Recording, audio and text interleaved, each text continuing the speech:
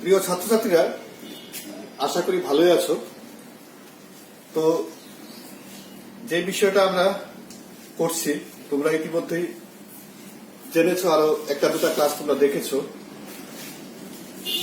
তো এই লকডাউনের কারণে নতুন শিক্ষাবর্ষে বিদ্যালয়ে পড়াশোনা হচ্ছে না, স্কুল বন্ধ। তো আজকে আমি ছোট্ট করে একটা ক্লাস করব তোমাদের জন্য। সেটা হচ্ছে একেবারে নতুন বিষয়। নতুন বিষয় হলো, তোমরা এই সম্পর্কে ইতিমধ্যে জেনে গেছো আমাদের এই ক্লাসগুলোতে। বিষয়টা হচ্ছে ত্রিকোণমিতি, মানে যেটা তোমরা যারা নবম শ্রেণী থেকে দশম শ্রেণীতে উঠছো এবার, তোমাদের জন্য এটা সম্পূর্ণ নতুন। তো তোমরা গত ক্লাসে ত্রিকোণমিতির ইন্ট্রোডাকশন এবং তার যে গুণানুপাতগুলো সেগুলো সম্পর্কে স্যার ক্লাস করেছেন, তোমরা সেগুলো দেখেছো। তোমরা এতেও পরিচিত, 6টা গুণানুপাত: সাইন, কস, টেন, কট, কসেক এবং সেক, এগুলো সম্পর্কে তোমরা অবগত হয়ে গেছো। তো আজকে আমি তোমাদেরকে এই যে 6টা গুণানুপাত, এগুলোর মধ্যে যে একটা রিলেশন বা সম্পর্ক আছে সেগুলো সম্পর্কে একটু আলোচনা করব।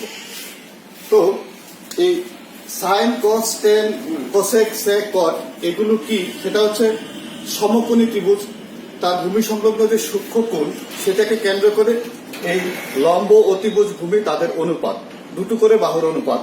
তো চলো আমরা এটা একটু বোর্ড ওয়ার্ক করে আমরা এটা বুঝতে চেষ্টা করি।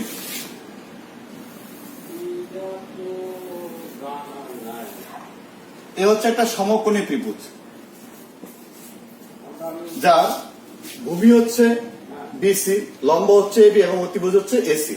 তো তোমরা এও জানো যে 6টা গুণানুপাত: সাইন, কস, টেন, কোসেক, সেক, কট। এই 6টা গুণানুপাত সম্পর্কে তোমরা শিখেছো। যদি আমরা এই কোণটাকে থিটা লিখি, তাহলে প্রত্যেকটার সঙ্গে আমরা থিটা লিখলে সেটা সম্পূর্ণ হয়ে যাচ্ছে। Sine theta, cos theta, tan theta গুণানুপাতগুলো সম্পূর্ণ হচ্ছে, কোসেক থিটা, সেক থিটা এবং কট theta.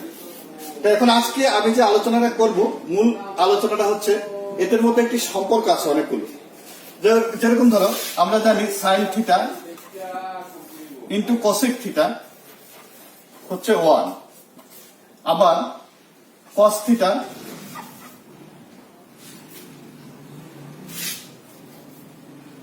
Theta into sec theta, এটার মানে 1, tan theta into cot theta, এর মানে হচ্ছে 1। এগুলো আমরা যখন প্রবলেম সলভ করবো তখন এগুলো আমার খুব কাজে লাগবে। তো আমরা প্রথমটা দেখি যে সাইন থিটা কোসেক থিটা কিভাবে 1 হয়। আমরা এগুলো একটু প্রতিষ্ঠা করব খুব ছোট্ট করে।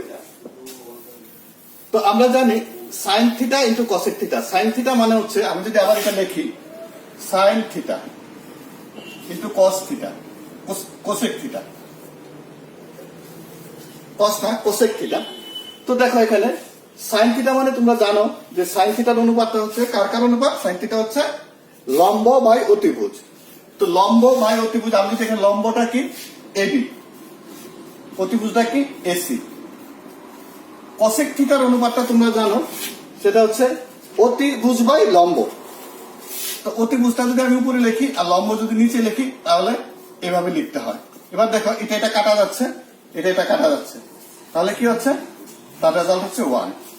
অর্থাৎ আমরা এটা থেকে এটাও বুঝতে পারলাম যে সাইন থিটা কোসেক থিটার গুণফল যদি 1 হয়, তো সেখানে একটা আরেকটা অনন্য, মানে সাইন থিটা ইকুয়াল টু আমরা কি লিখতে পারি? তাহলে এখানে sine theta equal to 1 by cosec theta. এগুলো গত ক্লাসও তোমরা দেখেছো।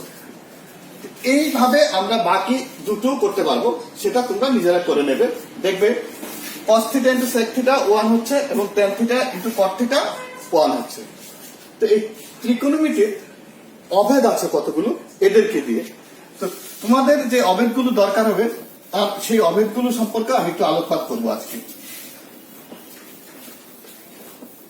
মূলত এদের দিয়ে মূল 3টে অভেদ হয়। অভেদগুলো হচ্ছে, 1 নম্বর অভেদ হচ্ছে sine square theta plus cos square theta is equal to 1। 2 নম্বরটা হচ্ছে 1 প্লাস টেন স্কোয়ার থিটা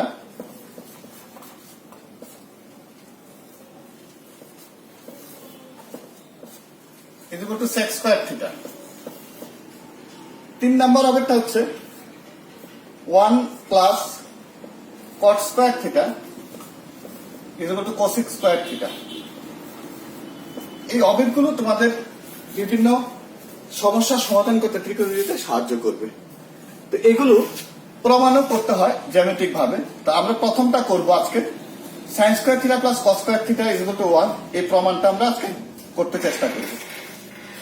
তো দেখো, আমরা আগেই বলেছি ত্রিকোণমিতি যখন আমরা কোণানুপাতগুলো করছি তখন ত্রিভুজটা হচ্ছে সমকোণী ত্রিভুজ এবং কোণটা হচ্ছে তার ভূমি সংলগ্ন কোণটা সূক্ষ্মকোণ, এটা হচ্ছে থিটা।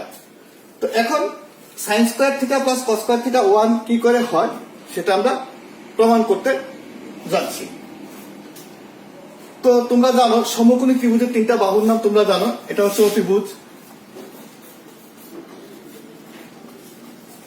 এটা হচ্ছে লম্ব, আর এটা হচ্ছে ভূমি। তো সমকোণী ত্রিভুজের তোমরা ক্লাস 9-এ পেয়েছো এই 3টে বাহুর মধ্যে একটা সম্পর্ক আছে। সম্পর্কটা কি? সম্পর্কটা আমরা জানি যে লম্ব স্কয়ার প্লাস ভূমি স্কয়ার ইজ ইকুয়াল টু অতিভুজ স্কয়ার হয়। এটা একটা উপপাদ্য হিসাবও আছে, সেটা তোমাদের সিলেবাসে এবার থাকবে, পিথাগোরাসের উপপাদ্য। তো তোমরা যখন নবম শ্রেণীতে পরিমিতি অঙ্ক করেছো ত্রিভুজের তখন তোমরা নিশ্চয়ই পেয়েছো এই 3টে বাহুর মধ্যে সম্পর্কটা লম্ব স্কয়ার প্লাস ভূমি স্কয়ার ইজ ইকুয়াল টু অতিভুজ স্কয়ার। তো আমরা যদি এটা লিখি তাহলে কি দাঁড়ায় দেখো, লম্ব স্কয়ার প্লাস ভূমি স্কয়ার ইজ ইকুয়াল টু অতিভুজ square.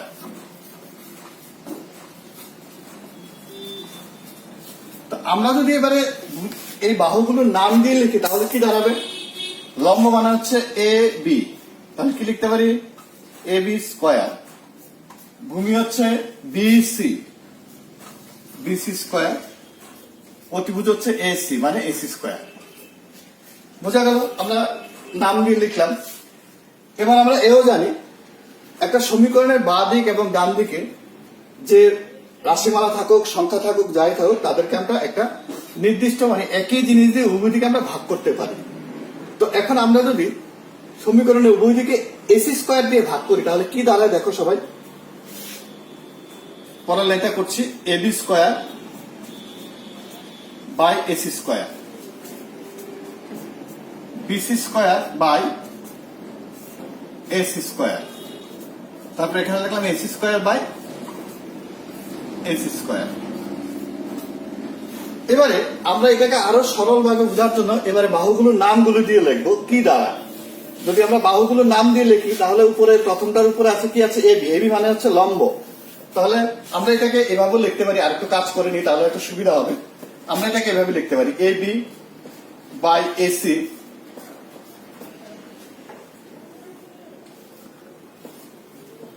Whole square plus BC by AC whole square বা AC by AC whole square. এটা আরো সরলীকৃত করলাম আমি তোমাদের বোঝার সুবিধার জন্য। এবার আমি যদি নামগুলো লিখি তাহলে কি দাঁড়ায়, এবি মানে হচ্ছে লম্ব, এসি মানে হচ্ছে অতিভুজ,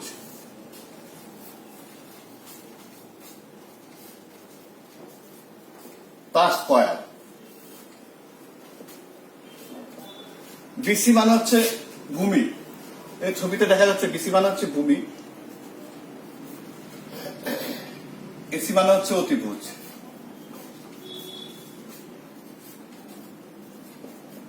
ডান দিকটা লিখবো না কারণ তোমরা জানো এখানে অতিভুজ বাই অতিভুজ সেটা কাটাকাটি যায়, হয় 1 তার স্কয়ার দিলেও সেটা 1ই থাকবে, 1 স্কয়ার মানে 1, ডান দিকটা 1 চলে আসলো। এবারে আমরা আগের ক্লাসে জেনেছি লম্ব বাই অতিভুজ এই অনুপাতটা কি দাঁড়ায়, এই দুটি বাহুর অনুপাতকে আমরা কি নামে জানি, সেটা হচ্ছে সাইন। তাহলে যেহেতু সূক্ষ্মকোণটা থিটা আছে তাহলে আমরা এখানে লিখতে পারি sine theta whole square plus এটা হচ্ছে ভূমি, ভূমি এবং অতিভুজের অনুপাতকে আমরা জানি সেটা হচ্ছে কস, তার মানে এবার লিখবো cos theta square equal to 1। এবার প্রশ্ন হচ্ছে পরের লাইনটা আমি কিভাবে লিখব। আমি যদি পরের লাইনটা লিখি সেখানে আমাকে লিখতে হবে sign square theta plus cos square theta equal to 1।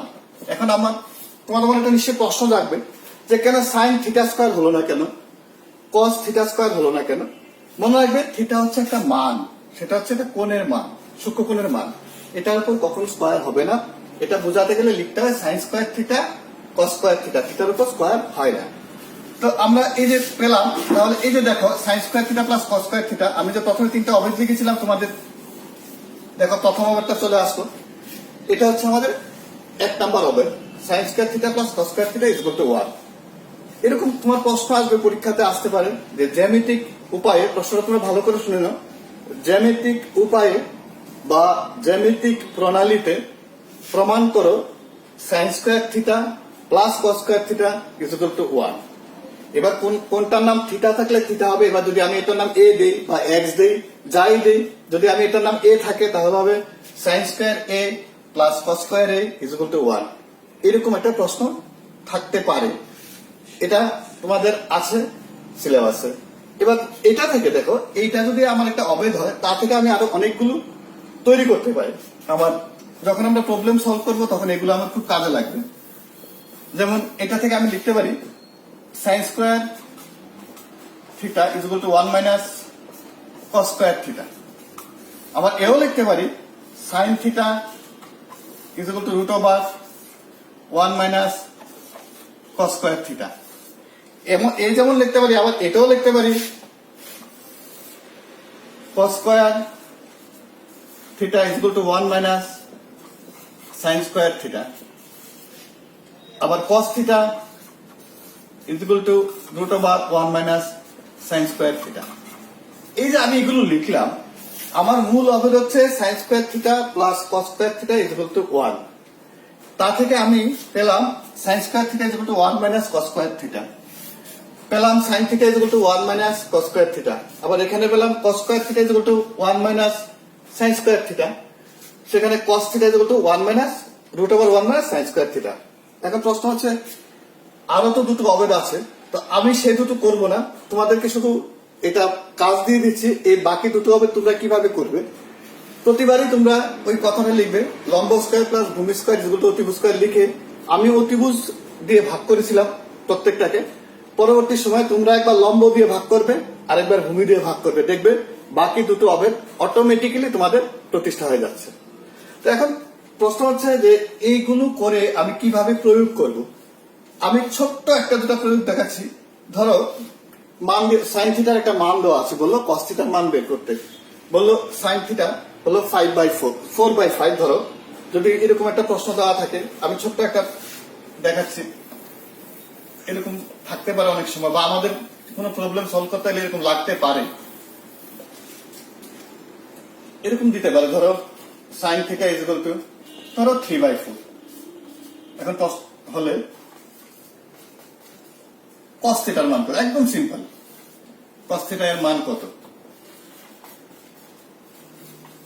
আমি কি করব। তো আমি তো ইচ্ছে করলে আমি এটাকে কোন অনুপাতে যে আমরা শিখেছিলাম সাইন থিটা মানে লম্ব বাই অতিভুজ, আমি ধরতে পারতাম লম্ব হচ্ছে 3k, অতিভুজ হচ্ছে 4k। এইভাবে করে আমি লম্ব স্কয়ার প্লাস ভূমি স্কয়ার ইকুয়াল টু অতিভুজ স্কয়ার লিখে আমি অতিভুজ বের করতাম। এখানে লম্ব আর অতিভুজ আছে, আমি ভূমিটা সেখান থেকে বের করতাম, বের করে কস থিটার মান কি ভূমি বাই অতিভুজ সেটা বসিয়ে দিতাম।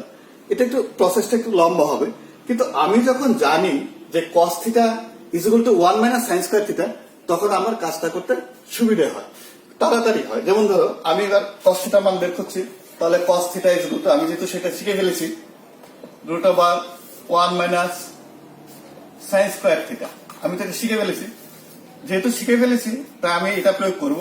তাহলে 1 মাইনাস 3/4, তাহলে 1 মাইনাস 9/16 রুট ওভার, এখানে হবে 16, এটা কি হবে 16 মাইনাস 9,